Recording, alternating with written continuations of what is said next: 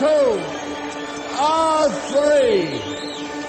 Take me out to the ball game. Take me out to the crowd. Buy me some peanuts and Cracker Jack. I don't care if I ever get back. Oh, it's root for the Cubbies. If they don't win, it's a shame. For it's 1, 2, 3 strikes, you're out at the old ball game. Hey! This is from WBRN Radio and on the Boston Red Network. The episode of the Monday Morning Quarterback on the second day of March 2020. Boston Red here in the Jerry Pippin broadcast booth, as we normally are. A development here, and we'll get back to the COVID-19. Well, we'll do COVID-19 virus first. Basically, one of the things about the numbers, the statistics, we're starting to see some baseline figures now. We would not say, for instance, there are 80,000 people infected in China alone. Well, does that matter very much? Well, we know there's a baseline around 80,000, so that is where the reporting is. Now, if it's, say, we're 81,000 people, or for instance, if we go to Korea here, and we have in Korea basically about the Korean Republic, that is, about 4,000 cases. Our benchmark, 43 people have died. Well, do these numbers mean as much? Well, what it does say, there's a benchmark there of roughly over 4,000 people that have died.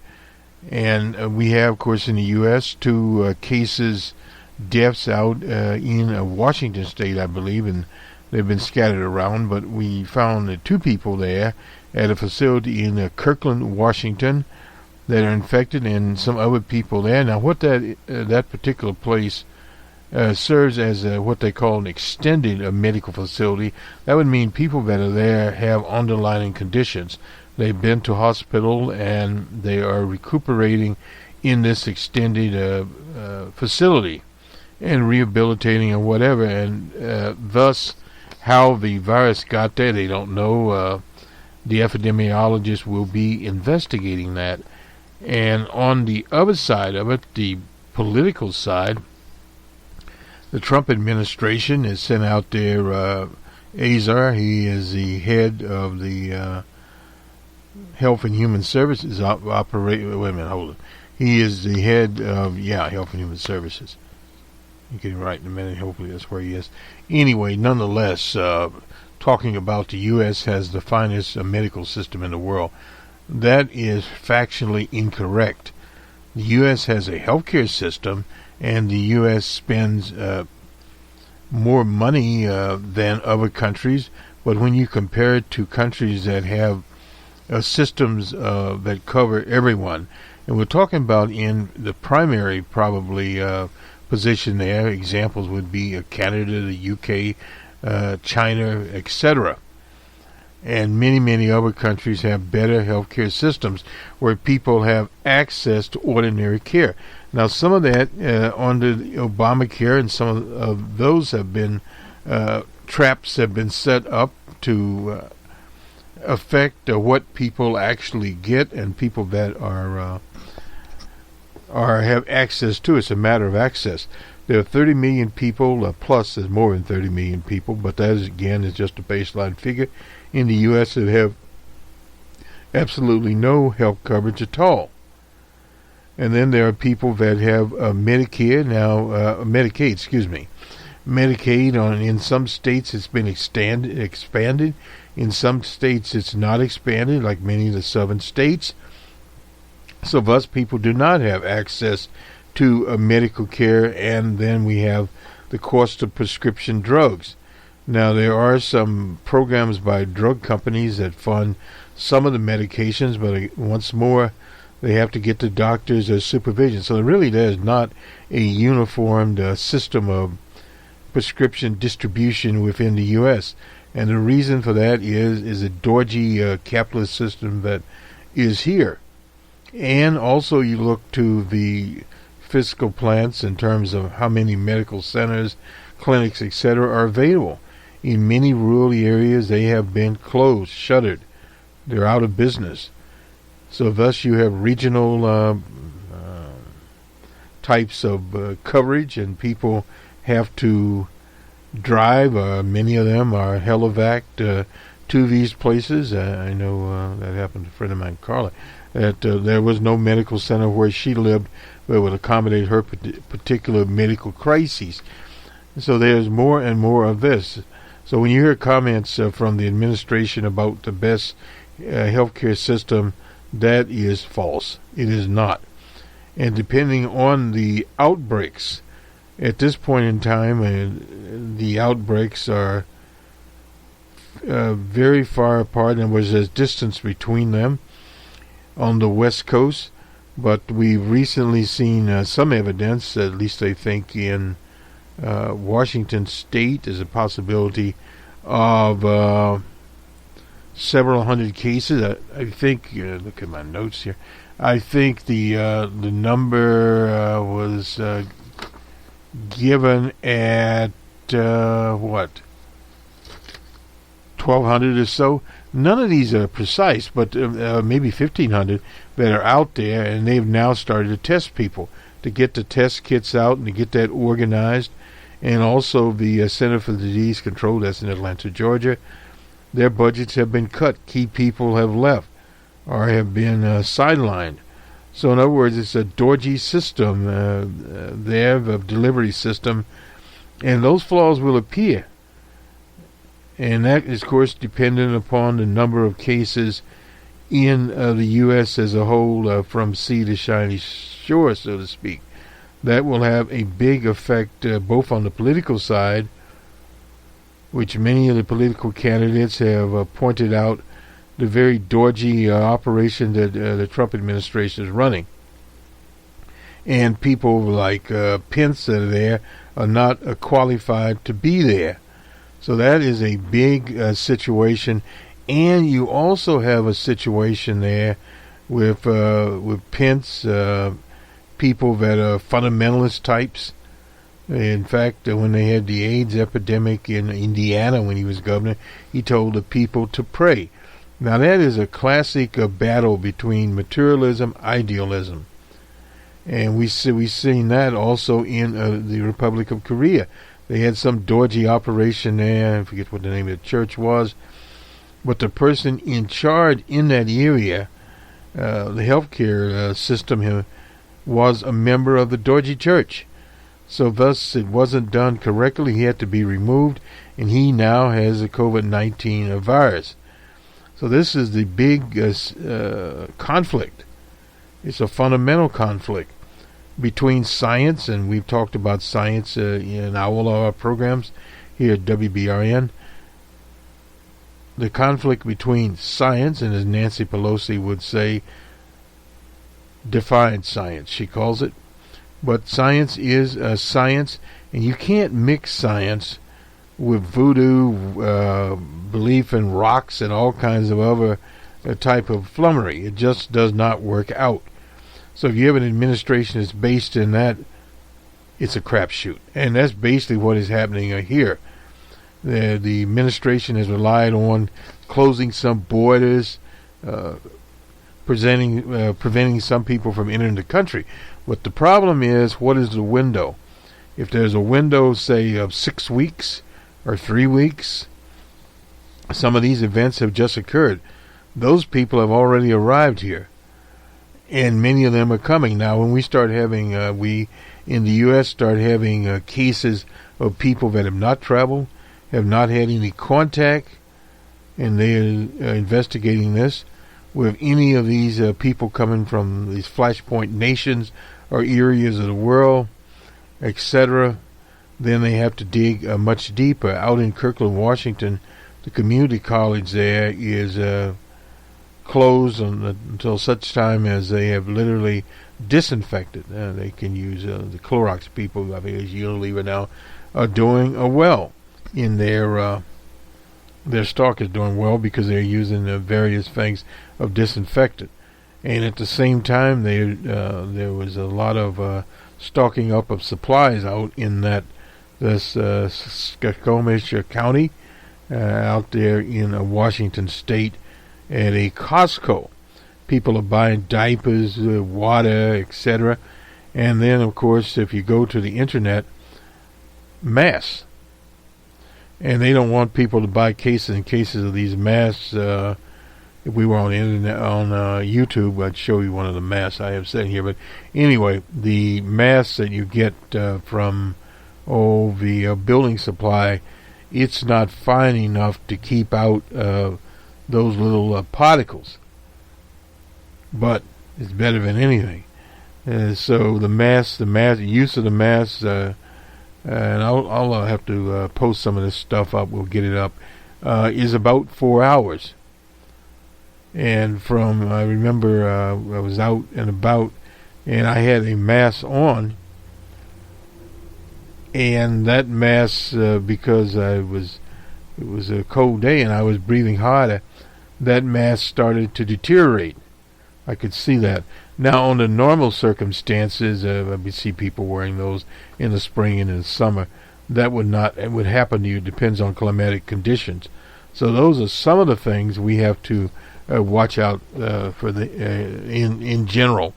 Anyway, to the present election, the former mayor of South Bend, Pete Buttigieg, returned to South Bend and announced his campaign was no more. They call it suspension. In other words, he has dropped out. Why did he drop out? Well, the funding has dried up.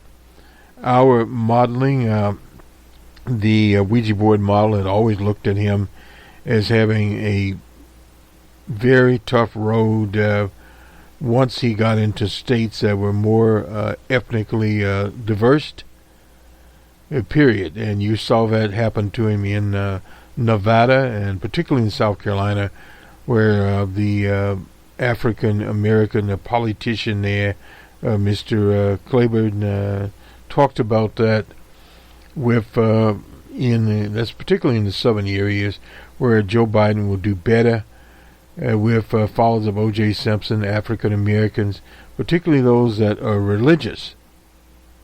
They would just not vote for him.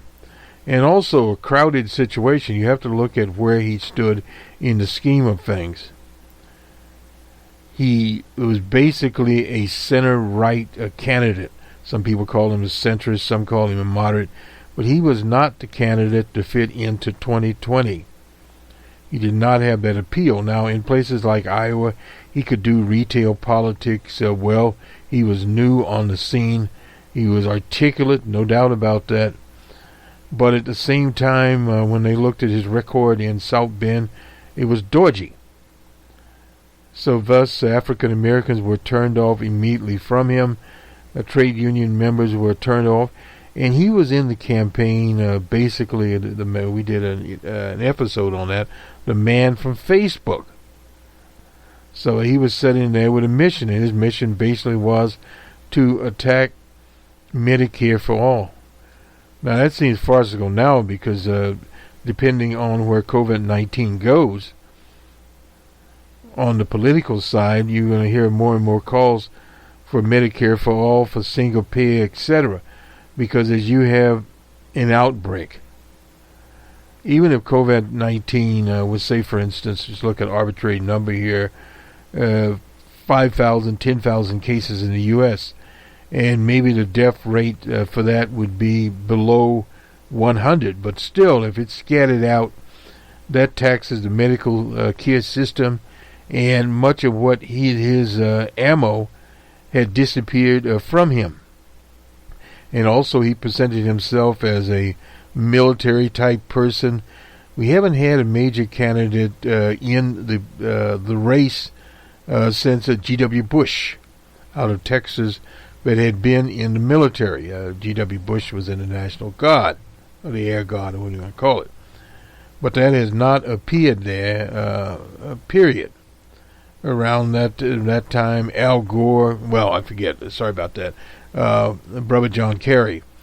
But that was a different situation. He did not overly identify as Buttigieg attempted to do. So there were many things about his campaign and his appeal to these so-called Republican independents, Republican types, middle of the road and European voters. Well, there were too many trying to do that, and the one that is the premier one came out of South Carolina on Saturday, Joe Lunchbox Biden. Well, Lunchbox is literally riding the Obama victory train as far as he can ride it, literally. He may be not in the engine but in the caboose, but he is nonetheless on there. And that shows you where the politics is. Now his plans are, as they say, old-time liberal, moderate, or what do you want to call those. But he's not a progressive, period. So where will this go with little Peavy, as we'll look at some numbers here in a minute, little Peavy was? Well, he did cause problems for people like Amy Klobuchar, who would have been much more ahead of the ball game had there been no little Peavy. Tom Steyer is long gone also. He spent a lot of money in South Carolina, did not get any delegates out of there. Basically, he was bamboozled by some of those slick type African American operators there. But he did spend money with African American media there, rented an office from the wife of, I believe, grandson or the of Jim Clyburn. So in other words, there were connections there, but of course he couldn't get Jim Clyburn's endorsement because that went to Joe Lunchbox Biden. Now you're seeing the same kind of scenario shape up here, a little different, in that Hillary the Monster Clinton was able to do well in the South. But it didn't mean very much because none of those states was she able to carry. She came closer in North Carolina. And we'll be looking at North Carolina. But on Super Tuesday, Bernie was in Los Angeles and San Jose. Very large crowds there. The polls all show him ahead in California. So basically, and they've already voted. So it's kind of a situation there. Bernie's going to do well in California. Many expect Bernie to win in California. And then when you look to Texas, well, Bernie is doing very well in Texas. And I guess the question there, how many people voted early? A lot of those votes, no doubt, went to Bernie. And some people probably would have a second look at Joe Biden on Tuesday in the state of Texas. Now, where does that go in North Carolina? Be very interesting to see how that does. You're going to hear a lot of commentary there. Who it helps, who it hurts. Well, first of all, many think that it will benefit Joe Biden because some of the people that were with Buttigieg will go to Joe Biden. It'll also probably benefit Liz Warren. And don't expect a lot of those people to go to Bernie Sanders there. But it will also benefit Amy Klobuchar. Amy Klobuchar is probably the one so-called moderate or liberal candidate there that next to Biden has the most chance of carrying that mantle forward. Now, Biden could slip. So if Biden slip, who is there? I'm not talking about Mini Mike, because Mini Mike, we'll see how Mini Mike does. But Mini Mike's commercials are good. You expect that to happen. But his organization is dodgy. So we will see how Mini Mike turns out in this whole scenario. We have our friends from the university. I think we'll go to them now, from the University of Virginia, and Virginia will be in that mix, and we'll see what's going on in Virginia, and we'll look at them. Biden, no doubt in Virginia, would do well. Now, This is by Kyle Klondike, J. Miles Coleman. He's new there from the Crystal Ball. And as usual, we recognize Heather Heyer, who was killed by white supremacists in Charlottesville, Virginia. Now, the key points from this article here, it was written, Bernie Sanders' a good performance in Nevada puts him in strong. This is written before the South Carolina primary, getting close to Joe Biden in South Carolina, and that did not happen. Appears positioned to perform well on a Super Tuesday. Well, no doubt about that. Rank and file Democratic voters do not seem to worry about Sanders as a nominee. Many Democratic leaders feel differently, no doubt about that. Running scared at the Sanders Democrats are run out. Last April, we noted that despite the ever-growing Democratic presidential field and delegate allocation rules that could string out a nomination field, there was a possibility of a single candidate getting an early grip. Well, that is possible, but if no one is able to get that early start, there is the convention, a brokered convention, and after the first ballot, the second ballot, in comes the so-called automatic superdelegate types, the one that put Hillary Clinton over the top from day one.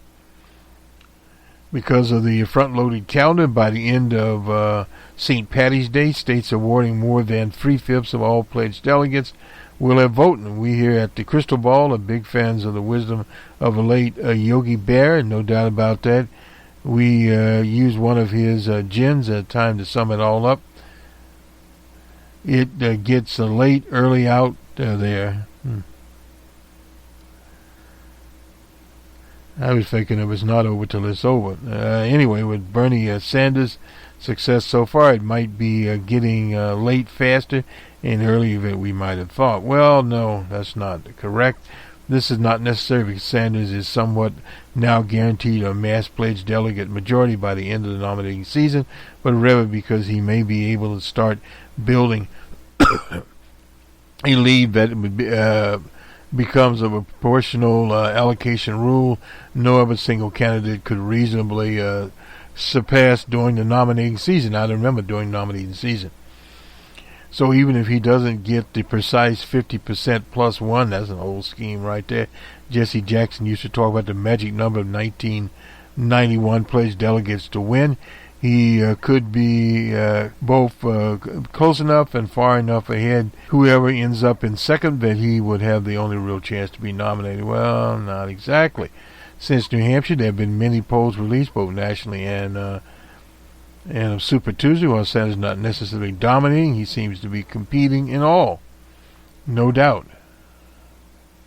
Biden presumably is still favored. Yeah, he was favored. And the recent polls, incidentally, in that election in South Carolina started to show Joe Lunchbox Biden with 10 plus points. He ended up about 20 to 49, something like that. And Bernie came in at around 19% of the vote. February for Sanders, in which the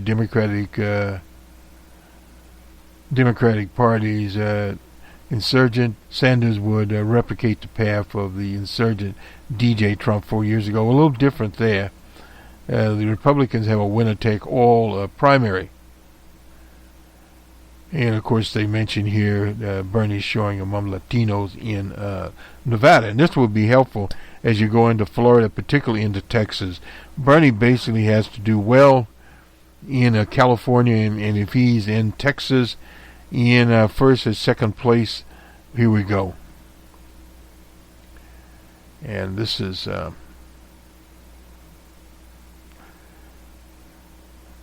and the former vice president also had the endorsement of Congress type Steve Horsford, that he's in Nevada for an African American. But that didn't mean anything, period. Hillary Clinton, Clinton was clearing 60% of the Golden State, but Sanders ultimately held her to 53 to 46. That was well in that situation. That was out in California. No such thing. Mini Mike will be on the ballot on Super Tuesday. We'll see how Mini Mike does. Now, if Mini Mike, we forget about Buttigieg, he's long gone. Liz Warren and Amy Klobuchar, other candidates drop out today. It's not sure a thing that their supporters would completely flock to non-Sanders candidates. Well, some of them will. Sanders is well liked by Democrats, and recently he has been leading other contenders in a hypothetical one-on-one matchup. The Associated Press polls, yes, he has been doing better. Other candidates and party leaders who are worried about Sanders' ability to lead the Democratic ticket have precious little time there. Well, it's more time than you think, period. In the New York Times, scholars published Monday morning, the managing editor, Carl Klondike explores whether Sanders, if nominated, would cost the Democrats not just control the presidency, but also the majority in the House, and it's hard to understand how that could happen. Klondike writes, but there's some nuances that are there. Anyway, also there's a piece from Carolyn Newman about the former House Speaker Little Paulie Ryan. Friday afternoon, that was discussion there at the center. We didn't miss that. We'll have to get back to that. Anyway, that is that part of the ball game there. Let's look at some of the polling. We do have some updates here. Not all, but we do have some from North Carolina and places that you've not seen as of today. And we'll get to those.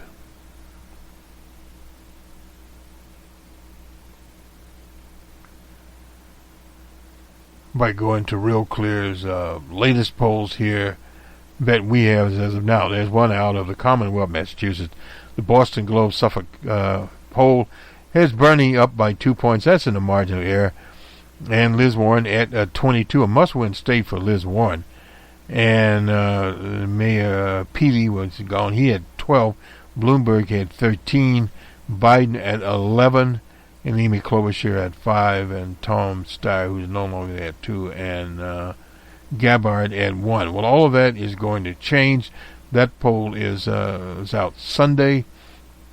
And then we have some indication of what. Now, this is data for progressives there. I'm not sure on that poll. I haven't looked at it, but anyway, this is out of the state of Texas.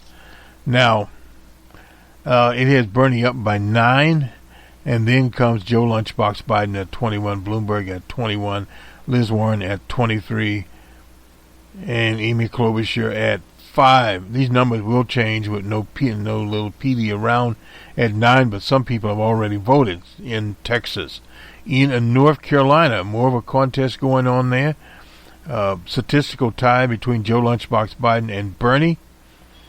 And then here comes Bloomberg at 18, Liz Warren at 11, get rid of little Peavy, and then Amy Klobuchar was at 6. That was in North Carolina on Saturday. So North Carolina's going to be an interesting situation there, and how that vote goes out. Let's move down here a little bit. This is from Friday. Again, no more data for progressives. This is we'll forget about South Carolina. But they had Biden up by 9 points. Well, he's more than 9. Anyway, another one in South Carolina had Biden up by 21. This is Trafalgar Group. Pretty much there. He had him at 44. He ended up at 49. And Bernie at 23 ended up with about 20. And Tom Steyer didn't quite make his 11. And I don't know where little PD was at 10 and Warren at 6. Anyway, California CNN has Bernie way ahead at 21 points up there. And then comes Liz Warren. Biden at 13. He might do a little better than Bloomberg, and basic statistical tie there, Amy Klobuchar and Buttigieg. Now that Buttigieg is gone, Amy Klobuchar should pick up a little bit of this. And the Berkeley IGS poll, I had not seen this one before, has Bernie up by 17 and Warren at 17. And let's see, Biden at 8 in single digits there. Buttigieg was in double digits and Amy Klobuchar in 6. And some of these people are now long gone. In Texas, CNN has Biden has Bernie ahead by 9, 29 to Biden's 20. Bloomberg at 18, Warren at 15. They're pretty much clustered up together. And Buttigieg is long gone, and Amy Klobuchar is at 13. I don't know how much she's campaigned in the state of Texas. And we get a Univision, Houston, the University of Houston poll has a closer contest. Bernie at 26, he's up by 6. And Biden at 20, Bloomberg at 20. Then Liz Warren in double digits at 11. And Amy Klobuchar's 2 in that Texas primary. Now, North Carolina, Civitas poll here has Biden up by 8. Bernie at 19, Bloomberg at 16, Liz Warren at 11. Another Commonwealth of Massachusetts poll, WBRN poll, has Bernie up by 8. Liz Warren at 17, he has 25. Little Petey is long gone. Bloomberg at 13, Biden at 9. Biden will probably go up in this, and so probably should Amy Klobuchar. UMass Amherst poll, much closer race here, has Bernie up only by 2, and then Warren at 23, and Bloomberg at 9, Biden at 12, and Amy Klobuchar at 7. Out of Utah, and it's not a Super Tuesday state anyway, has Bernie up by 9, and Bloomberg at 19, Warren at 15. They pretty much clustered together. And Biden was at 6, and Amy Klobuchar clustered together. They're at 6 and 4. Virginia, this is Biden's up by 5. Bloomberg has 17. Bernie has 13. Excuse me. And Bernie has 17, and Biden has 22. So a little different matchup there in those polls. Those are some very few of earlier polls that we have. We don't have really a lot of polling out of, say, Virginia. But the political establishment in Virginia has, of course, endorsed Joe Biden. We expect that to happen. And you'll see that in many of the states coming forward here. And this is Newport University has Biden up by 5. We just went through that. Fox News, this is a national nomination. Bernie by 13. Biden at 18. Bloomberg at 16. They're clustered pretty much together. And Warren at 10. And Buttigieg at 12. And Amy at 5. Morning Consult, that's Politico. That's a national poll, has Bernie up by 12. Biden at 21, he'll go up some. And the wild card here is Bloomberg. And Liz Warren at 11, stretch out Buttigieg's double figures, and then Amy Klobuchar. Then we have the YouGov poll, Yahoo News. This is national poll, has Bernie up by 6, 27 to 21 over Joe Lunchbox Biden. And Bloomberg at 14, Warren ahead of him at 18. And Amy Klobuchar at 4.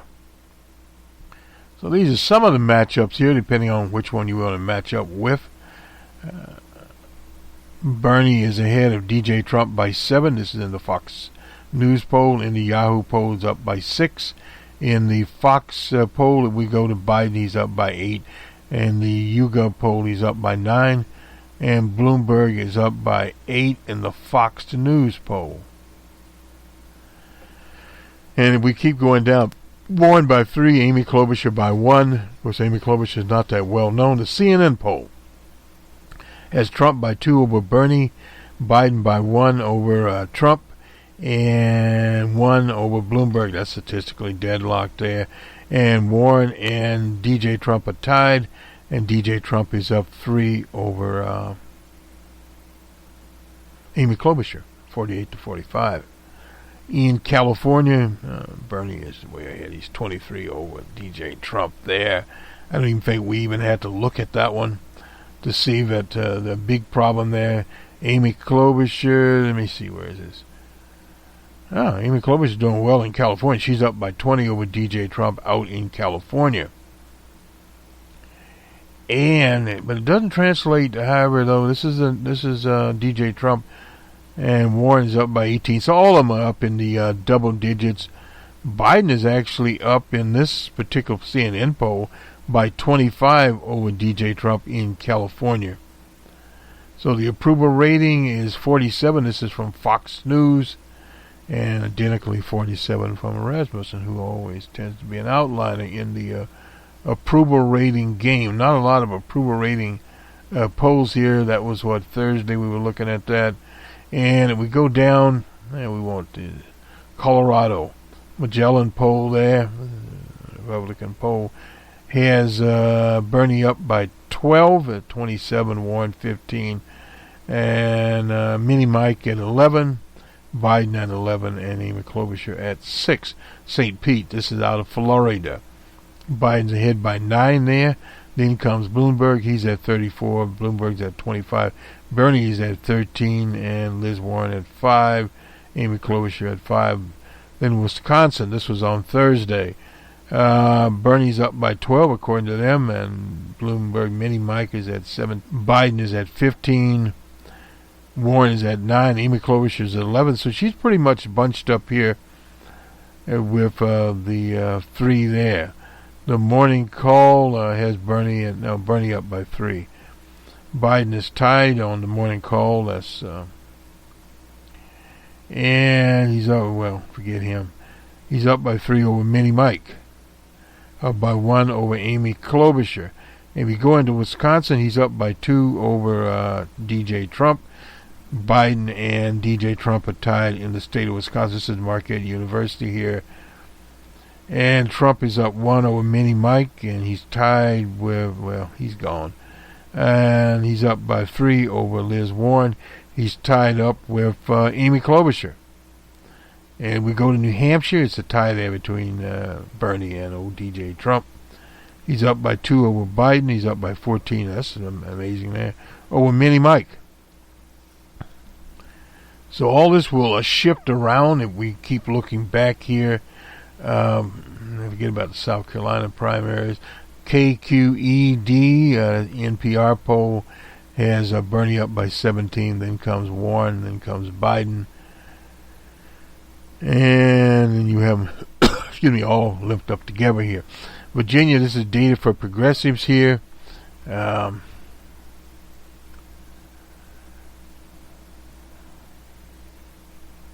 We lost it. We'll just skip it and go to, I think though the poll, this post-security poll, we won't mess with it. This is more South Carolina type work here. We won't really mess around with it. Let's see what else we'll have here. This is out of Korea. I think we previously talked about it and what was going on in South Korea and this Church of JC here. We won't go to it. Last week we did talk about the paid Twitter types. Those were by Mini Mike, and didn't seem to be a very effective situation that Mini Mike had set up there. And just strolling through here to make sure that we didn't miss anything. Oops. Incidentally, on WBRN Radio, we will have Numbers Man this weekend also. We'll be looking at Numbers Man. And let's see if we get anything out of the 538 here. Not a lot. They were preoccupied with Biden here, and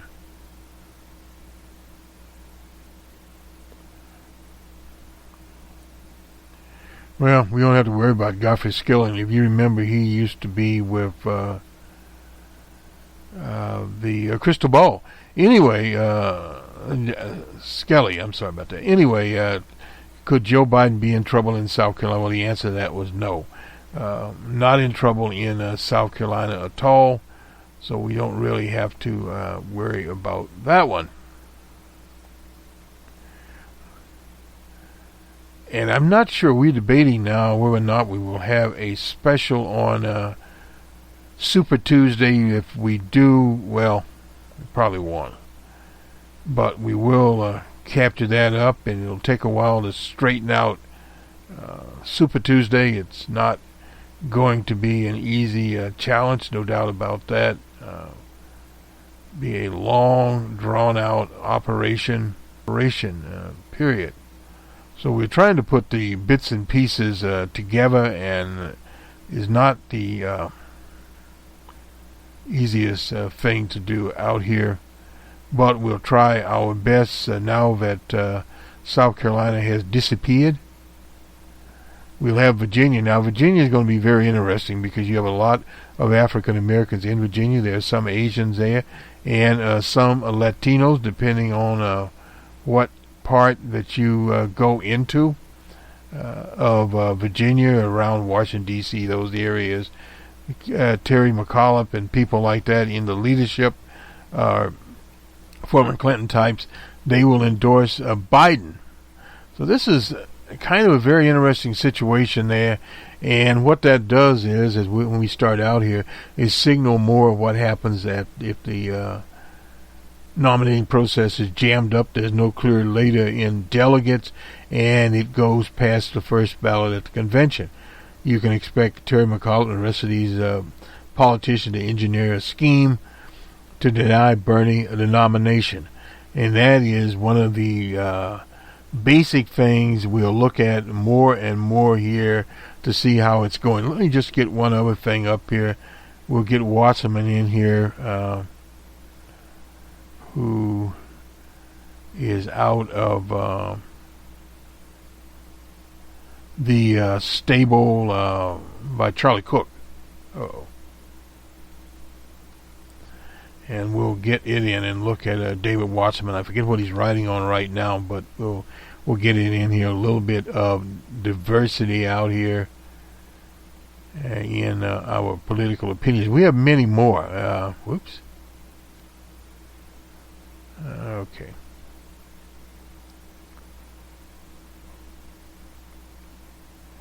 Incidentally, we have a special African History Month, Black History Month, what do you want to call it, and the African Americans in 2020. The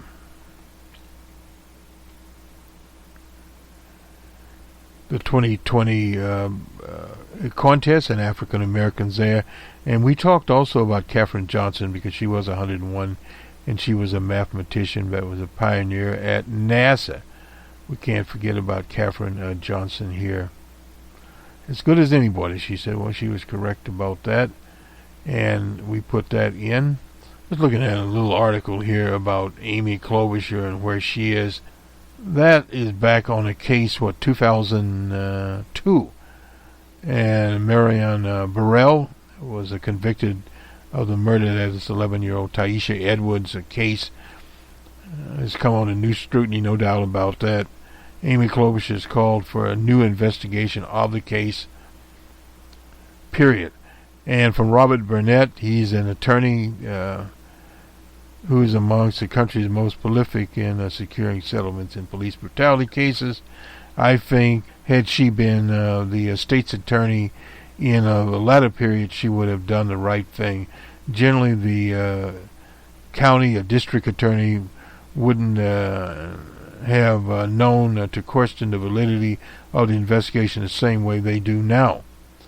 Burnett, of course, he was a fellow that reached a $20 million settlement in the murder of Justine Ruchek Demon, and determined that the police officers there lied, and they lied viciously. And there were other incidents going back to Jamar Clark in that particular city, and at one time they used to go to the grand jury system there, and now it's up to the district attorney or prosecutor. So there's been a lot of situations here.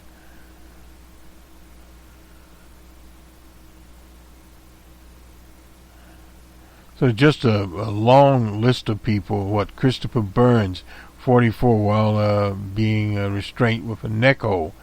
The same thing had happened out on Staten Island, basically. So a lot of things had happened in the early years, and no doubt about it. To the end of this is Amy Klobuchar's tenure, police shot an unarmed Dominic Fielder after his girlfriend called 911 to get a psychiatric evaluation. They thought he had a weapon, and they opened fire when he allegedly reached his waistband. They evidently paid $2 million to Fiedler's family. Even though things might have been widespread at certain particular times, doesn't make them right. That's from Michelle Gross, president of Communities United Against Police Brutality. And it doesn't mean that people weren't raising these issues even back then. In fact, we were raising them, and we had multiple protests at our office. He's talking about Amy Klobuchar's office. I should tell you that she never met with us, not a single time. No doubt about that, but times have changed, and now the wind has blown in, so to speak, period. Current and former prosecutors say the process of impaneling a grand jury is intended to extend the community's input for important decisions in criminal justice. That's a lie, because it doesn't represent communities of color. It's a county-wide situation, a district-wide situation. But critics point out that the process can be perceived as shielding elected states or county attorneys for difficult choices, and that too is one-sided because only the prosecutor can present the evidence. I think Amy was following what was a traditional thing to do at the time. That's from Bob Small, executive director of the Minnesota County Attorneys Association, former assistant U.S. attorney. I think she utilized the grand jury the way most prosecutors, Minnesota prosecutors, were using grand jury at the time. Well, that has went out, and of course at one time she based her campaign on that particular situation. National protest followed the shooting of Mr. Brown in Ferguson and Clark in Minneapolis. And then we get to, you have Ferguson, you have Baltimore, you have Philando Castile in St. Paul. And prosecutors, I think, are starting to say that they may be grand juries not the best way. Since launching her bid for president, Amy Klobuchar has repeatedly said there's a systematic racism in the criminal justice system. She should definitely know. I actually no longer think that the right way to do it. I think that you should take personal responsibility. I think you should take some of that came out in the case in Minnesota, Philando Castiles, that came up after my time. Excuse me. And there was prosecuted by the state's attorney in Ramsey County, John Chu. Anyway, unfortunately, the grand jury came back not guilty. Well, the jury came back, actually, they had not much could be done about that. But part of that history also haunts Joe Biden, so it's kind of but his is a much bigger footprint than Amy Klobuchar's footprint. Now, this is by David Wasserman on the 27th here, and as Democrats contest hurdles towards the South Carolina, they've already Super Tuesday. Democrats face a profound choice as to the direction of their party and personal traits and political positions of their nominee. To win in November, the Democratic nominee most likely needs to hold all 20 states that Hillary Clinton carried us in 2016, plus flip some combination of 6 that old DJ Trump won by less than 5 points. That is Arizona, Florida, Michigan. They can flip Michigan, Pennsylvania, and Wisconsin. Pennsylvania, with the right candidate and the right amount of campaigning, they can flip it. Wisconsin is some of the polls show it a little bit dodgy. The conventional wisdom surrounding the front-runner Bernie Sanders that his nomination would be drawn of a new year for Democrats. And the accumulation of a left-wing ship of younger voters embodied by Alexandria Ocasio-Cortez. In reality, Sanders' only realistic path to the White House might be to turn back the clock by leaning into the same Rust Belt states that abandoned Clinton and embraced Trump's populist anti-establishment message. Michigan, and no doubt about it, Michigan, Pennsylvania, and Wisconsin. Bernie did well in those states. Sanders also emphasized the need for massive surge of voters to beat Trump in the fall and pledges he expand the electorate left. but there's little evidence he's done so far in the February contest.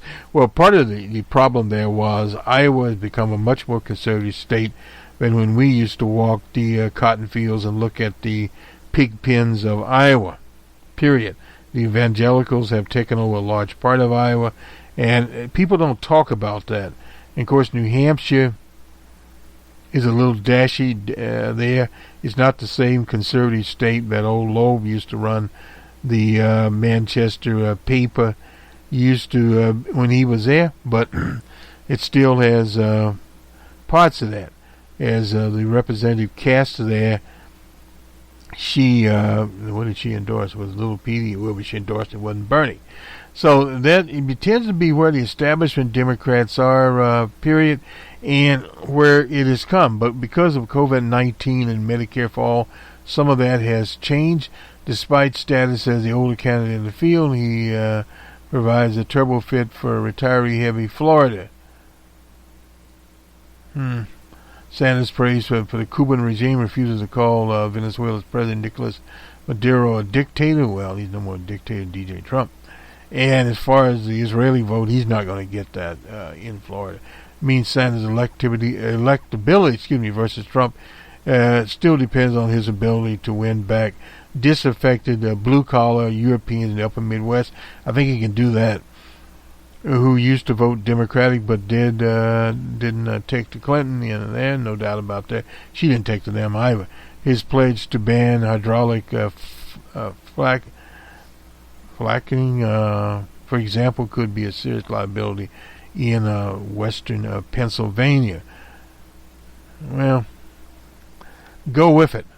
On the other hand, Mike Bloomberg's nomination might come with a sunnier, more subtle path of less resistance against Trump. His pro-business orientation could give him a competitive advantage over other Democrats' traditionally free market Sunbelt, dominated by expansive media markets, large, we'll see that, Arizona, Florida, possibility of Georgia or Texas. Winning Texas alone would give the Democrats the 38 votes they need to flip the Electoral College.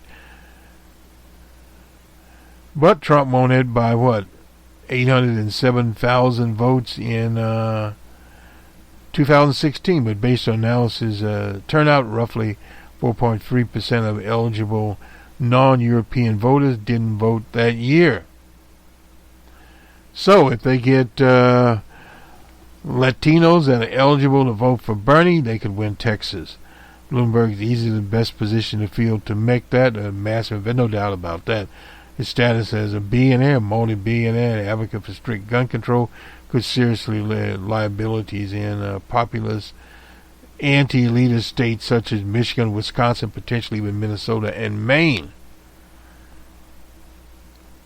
Now, Joe Biden's moderate stance on natural gas, deep personal roots, will make him the best possible candidate at the Democratic top tier in places like western Pennsylvania.